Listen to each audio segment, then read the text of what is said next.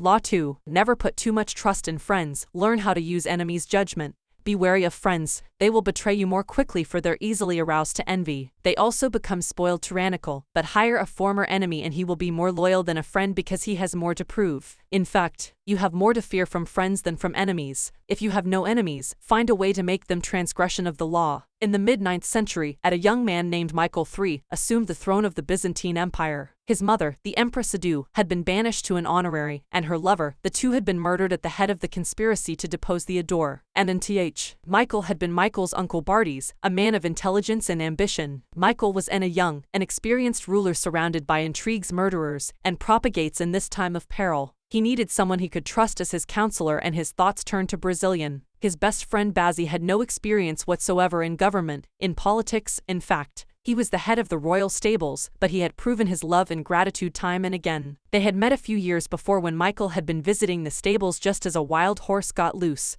A young groom from peasant Macedonia in Socket saved Michael's life. The groom's strength and courage had impressed Michael, who immediately raised Basalis from the obscurity of being a horse trainer to the position of head of the stables. He loaded his friend with gifts and favors and they became inseparable. Bazzi was sent to the finest school in Byzantium, and the crude peasant became a cultured and sophisticated courtier. Now, Michael was emperor and in need of someone Leva could better trust with the pulse of chamberlain and chief counselor than a young man who owed him everything. Boss could be trained for the job, and Michael loved him like a brother, ignoring the advice of those who recommended the much more qualified parties. Michael chose his friend. Baus learned well and was soon advising the emperor on all matters of state. The only problem seemed to be money. Zeus never had enough exposure to the Leonor of Byzantine court. Life made him ate for the purse of power. Michael doubled then tripled his salary and obed him and married him after his own mistress, Eugarino. Keeping such a trusted friend and advisor satisfied was worth any price. But more trouble was to come. Beze was now head of the army, and Bazos convinced Michael that the man was hopelessly ambitious under the illusion that he could control his nephew.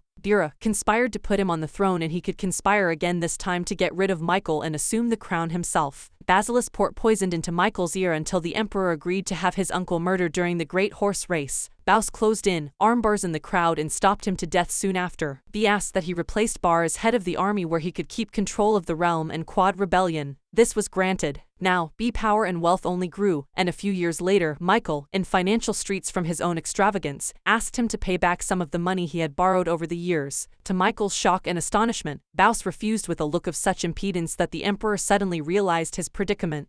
The former stable boy had more money, more allies in the army and senate, and in the end, more power than the emperor himself. A few weeks later, after a night of heavy drinking, Michael old to find himself surrounded by soldiers. Baus watched as they stabbed the emperor to death. Then, after proclaiming himself emperor, he rode his horse through the streets of Byzantium, brandishing the head of his former benefactor and best friend. At the end of a long pack interpretation, Michael stated his future on the sense of gratitude. He thought Bai must feel for him. Surely Baus would serve him best. He owed the emperor his wealth, his education, and his position. It was only on the fateful day when the emperor saw that input and smile on Bai's face that he realized his deadly mistake. He had created a monster. He had allowed a man to see power up close, a man who then wanted more, who asked for anything and got it, who felt encumbered by the charity he had received and simply did what many people do in such a situation. They forget the favors they have received and imagine they have earned their success by their own merits. At Michael's moment of realization, he could still have saved his own life, but friendship and love blind every man to their interests. Nobody believes a friend can betray,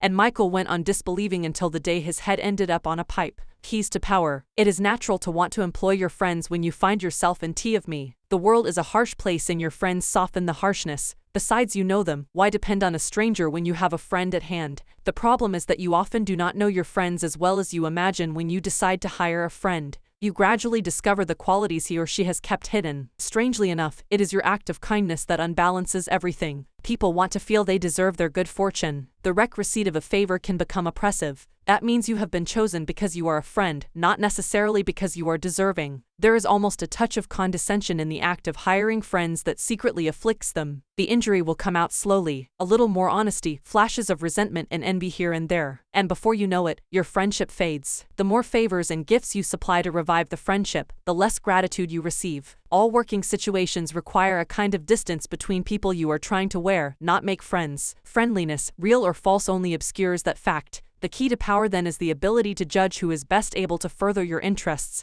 in all situations. Keep friends for friendship. but work with the skilled and competent. Whenever you can bury the hatchet with an enemy and make a point of putting him in your service, never let the presence of enemies upset or distress you. You are far better off with a declared opponent or two than not knowing where your real enemies lie. The man of power welcomes conflict, using enemies to enhance his reputation as a sure-footed fighter who can be relied upon in times of uncertainty.